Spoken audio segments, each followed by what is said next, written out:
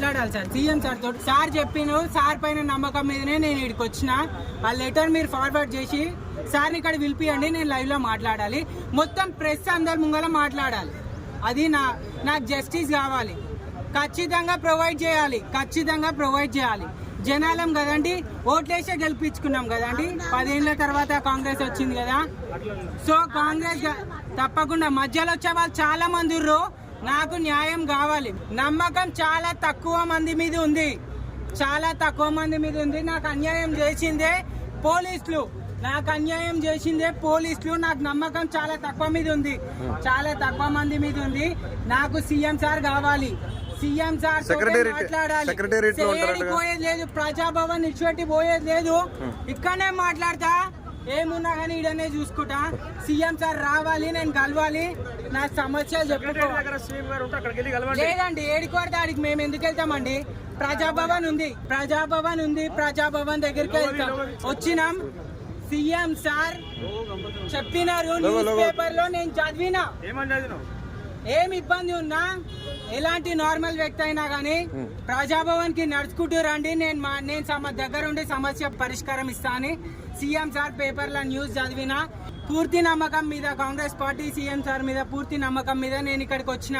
నేను ఆయనను కలిసే వారికి నా సమస్య, నాకు చాలా అన్యాయం జరిగింది. మా ఇంట్లో ఆడవాళ్ళు రేప్ చేయబడ్డారు. మా ఇంటి మగవాళ్ళు, మా ఫ్రెండ్స్ అందరూ చావబడినారు, చచ్చిపోయినారు. మా ఫ్రెండ్స్ అందరూ చచ్చిపోయినారు. దానికి పోలీసులే కారణం. చచ్చిపోయి ఎందుకు అని అనేటోళ్ళు చాలా మంది ఉన్నారు. ఎందుకంటే పోలీసులు దగ్గర ఉండి చేపించారు విషయం ఇది. సో సీఎం సార్ ని తప్పకుండా కలవాలి. నేను చనిపోతాయేమో అని చెప్పి నాకు పూర్తి నమ్మకం ఉంది. నేను చనిపోకుండా బతికి కాపాడాలి.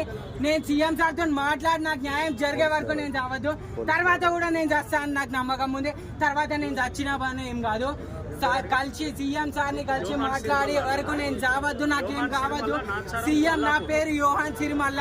సీఎం సార్ ని కలిసి మాట్లాడడానికి వచ్చిన. నేను సీఎం సార్ తో మాట్లాడినాకనే పోతా. నేను మల్లాపూర్ నుంచి వచ్చిన. మీరు మల్లాపూర్ ప్రజలందరి దగ్గరికి వెళ్ళి పర్సనల్ గా ఒక్కొక్కరు ఏం జరిగింది అని కనుక్కుంటే మీకు తప్పకుండా దానికి ఆ కంప్లైంట్స్ అన్ని మీ ముంగలు ఉంటాయని నేను చెప్తున్నా. పూర్తి ఆధారాలు, సాక్ష్యాలు, విట్నెస్ లతో సహా కీసరా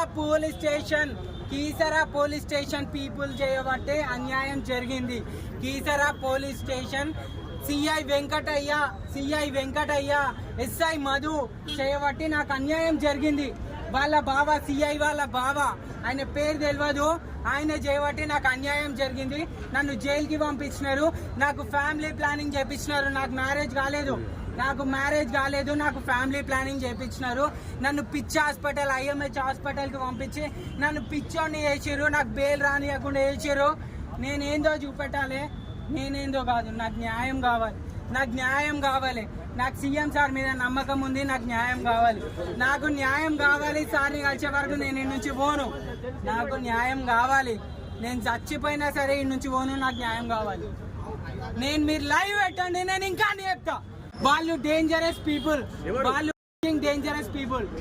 బండ్లగూడ, అంబేద్కర్ నగర్, యాప్రాల్, దమ్మాయిగూడ, ఇట్లా చుట్టూ ప్లేసెస్ లో అందరికి కీసరా పోలీస్ స్టేషన్ దగ్గర ఉండి వాళ్ళతోటి సపోర్ట్ చేసుకుంటూ వాళ్ళకి ఎట్లాంటి కంప్లైంట్ కూడా వాళ్ళ పైన రాకుండా నాకు అన్యాయం జరిపించింది. నాకు కాదు, నేను చచ్చిపోయిన ఏం కాదు, ఆడవాళ్ళకి మెయిన్ థింగ్, ఆడవాళ్ళకి అన్యాయం